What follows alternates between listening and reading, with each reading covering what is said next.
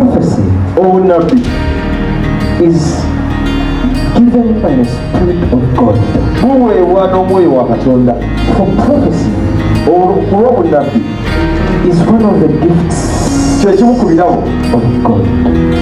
kyekimu ku birabo bya Katonda. Prophecy Obunabbi is given to reveal buweebwa okwolesa what lies ahead, ekiri mu maaso, that God's people nti abantu ba Katonda may not perish. baleme okusaanawo. When we give a prophecy, Bwe tuwa obunabbi or when we prophesy, oba bwe tuwako obunabbi, it is not because we are powerful. tekiri tuli b'amaanyi, No, nedda, naye ke kabonero to show you okulaga that God is real. nti Katonda wa ddala, Is a symbol ke kabonero that shows you akakulaga that there's danger ahead. nti waliwo obulabe mu maaso, Jesus is real. nti Yesu wa ddala He still relates to his chosen ones akyakolagana n'abalonde be to speak to generation okwogera eri emigigi for the salvation of souls. olw'obulokozi bw'emmeeme.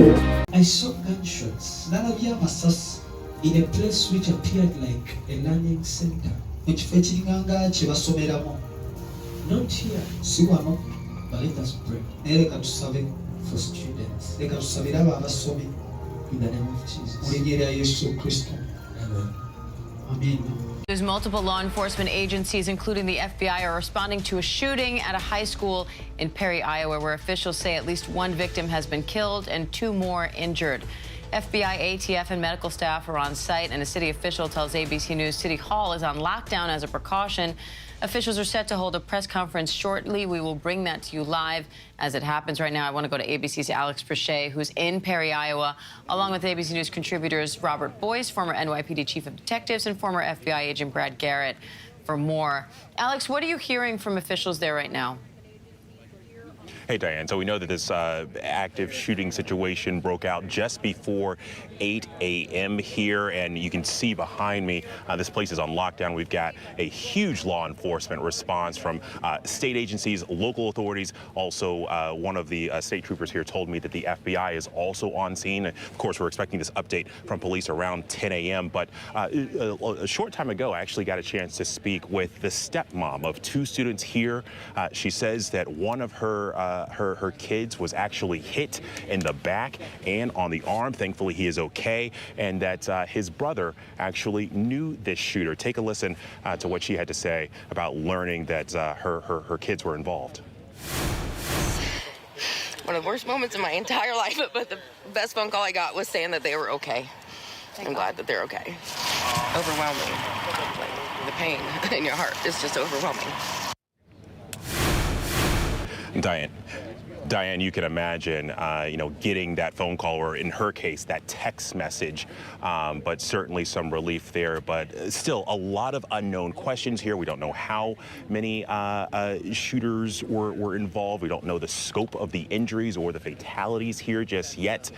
We do know ABC has been able to confirm that there is at least 1 fatality, but don't know the total scope of that. Hoping to get some updates in a couple of minutes. I saw gunshots, nalabye amasasi, in a place which appeared like a learning center. Mu kifo ekiringanga kye basomeramu. Not here, si wano, but let us pray. Naye leka tusabe for students. Leka tusabire abo abasomi in the name of Jesus. Mu linnya lya Yesu Kristo. Amen. All right. Brad, obviously still a lot of questions left to be answered, as Alex points out, but what stands out to you from what we know so far? So you've got a rural high school and a situation where you both have injuries and people deceased, apparently. But the real questions are the following. What information was out there prior to this shooting occurring? In other words, obviously the shooter got a weapon into the school. How did he or she do that? What information had he said or she said to other students, or talked about online, or said to their parents? What change in behavior has there been in him or her in recent days or weeks? Dark thoughts, acquiring weapons, talking about hurting people, substance abuse issues. You want to go through all of those things. Clearly trying to look for something that might have popped up that could have stopped this. And Robert, we can see the large police presence there. Now, obviously, there are multiple agencies on the scene. How are officers trained to respond to situations like this, especially if you are one of the first to arrive? So if you're first to arrive, your immediate assignment is to confront the shooter, find and confront the shooter, and terminate that attack, or certainly negate it. So that's the first thing you do. It really usually requires a stack on a door with other officers where you go inside. We've seen it happen before. Unfortunately, these protocols are necessary because they keep happening. But this seems to be a really rapid and coordinated response, and could have saved lives easily by doing so. So right now, as Brad says, we'll peel it back and find out what's going on. But that response by law enforcement is so necessary. It needs training, it needs exercises, and that's what we're seeing here today. We're seeing a coordinated response where it gives people a better sense of things and security in this world that we live in right now. I saw gunshots, nalabye amasasi, in a place which appeared like a learning center. Ekifo ekiringanga kye basomeramu. Not here, si wano. But let us pray. Leka tusabe for students. Leka tusabire abo abasomi in the name of Jesus. Mu linnya lya Yesu Kristo. Amen. People in Perry, Iowa held a vigil last night, hours after a gunman opened fire at the local high school, killing one student and wounding 5 others. We are Perry strong, Blue Jay strong, Iowa strong. The calls to police from the school northwest of Des Moines came in just after 7:30 a.m. We heard 4 gunshots. And we all jumped and we all looked at each other, didn't know what to do. Police swarming the school within minutes, finding multiple victims and students and faculty sheltering in place, some running from the building. The shooter has been identified as 17-year-old Dylan Butler, a student at Perry High School.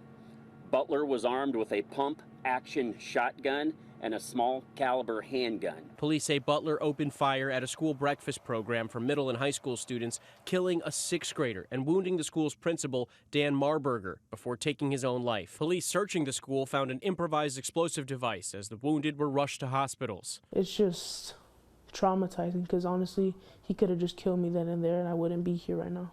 Butler posted this photo to social media before the shooting with the caption, "Now we wait," accompanied by the song Stray Bullet, the same song posted to the personal website of one of the Columbine shooters.